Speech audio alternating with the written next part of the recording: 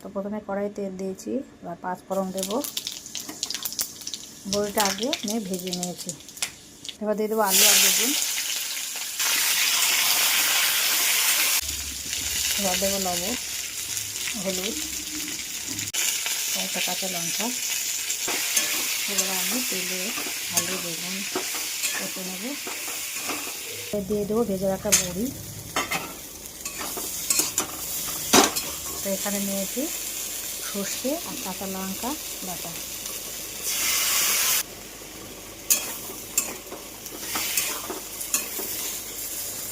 এবার দিয়ে দেবো কিছুটা জল।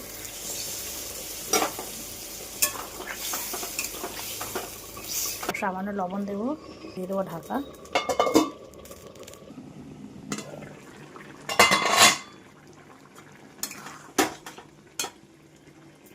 এবার দিয়ে দেবো সামান্য চিনি।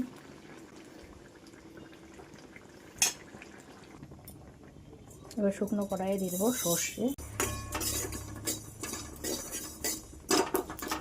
দিয়ে দেবো একটা কাঁচা লঙ্কা, দিয়ে দিলাম তেল। এবার এই তরকারিটা আমি ছুঁকে দেবো। আমি একটু ঝোল ঝোলভাবে নামাবো। এই হচ্ছে আজকে রেসিপি, আলু বেগুন বড়ি দিয়ে রসা।